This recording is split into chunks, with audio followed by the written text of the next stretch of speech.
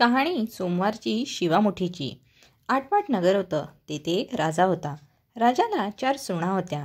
3 आवडत्या होत्या, 1 नाआवडती होती।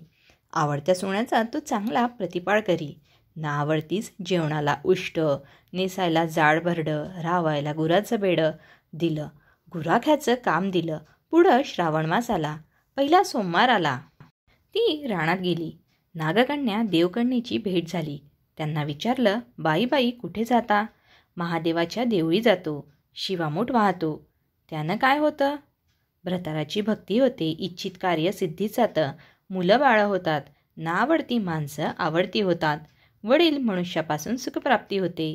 मग त्यांनी हिला विचारलं, तू कोणाची कोण? मी राजाची सून, तुमचे बरोबर येते।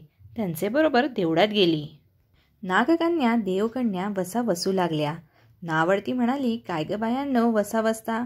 आम्ही शिवामुठीचा वसा वसतो। त्या वशाला काय करावं? मूठ चिमूठ तांदूळ घ्यावे, शिवराई सुपारी घ्यावी, गंधफूल घ्यावे, 2 बेलाची पानं घ्यावी, मनोभावे पूजा करावी, हाती तांदूळ घ्यावे आणि तोंडाने शिवा शिवा महादेवा, माझी शिवामूठ ईश्वर देवा, सासू सासरे दिरा भावा, नंदा जावा, भ्रातार नाआवडती आहे ती आवडती कर रे देवा, असं म्हणून तांदूळ वाहावेत। संध्याकाळपर्यंत उपास करावा, उष्टमाष्ट खाऊ नये, दिवसा निजू नये, उपास नाही निभवला तर दूध प्यावं, संध्याकाळी आंघोळ करावी, देवाला बेल वाहावं आणि मुकाट्याने जेवण करावं। हा वसा 5 वर्षे करावा।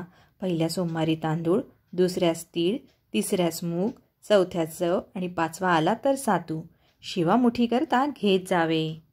पहिल्या सोमवारी सगळं साहित्य नागकन्या देवकन्येने दिलं आणि दुसऱ्या सोमवारी हिला घरून आणायला सांगितलं।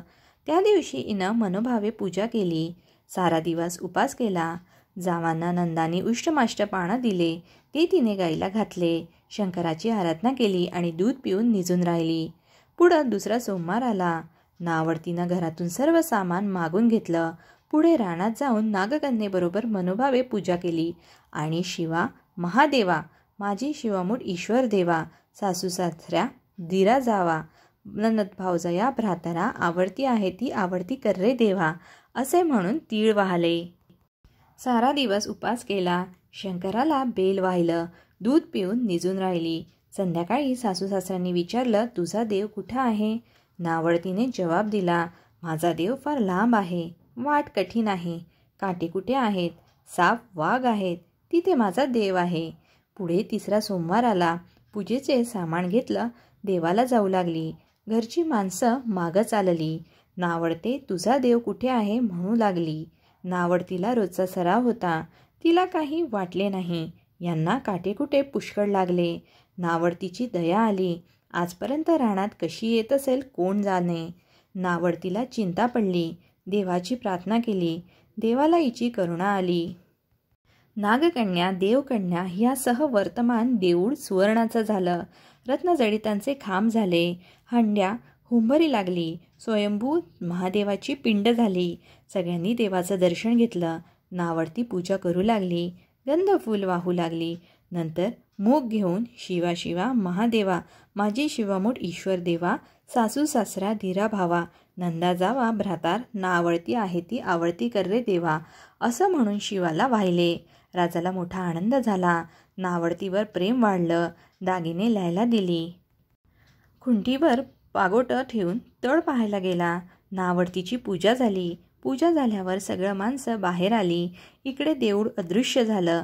राजा परत आला। माझं पागोटं देवळी राहिलं। देवाकडे आणायला गेला, तो तिथे एक लहान देऊळ आहे, तिथं एक पिंड आहे, वर आपण केलेली पूजा आहे, जवळ खुंटीवर पागोटा आहे। तेव्हा त्याला सुनेनं विचारलं, हे असं कसं झालं?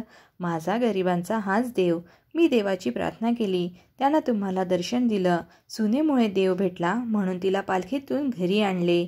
नाआवडती होती ती आवडती झाली, जसा तिला शंकर प्रसन्न झाला तसा तुम्हा आम्हा सर्वांना हो।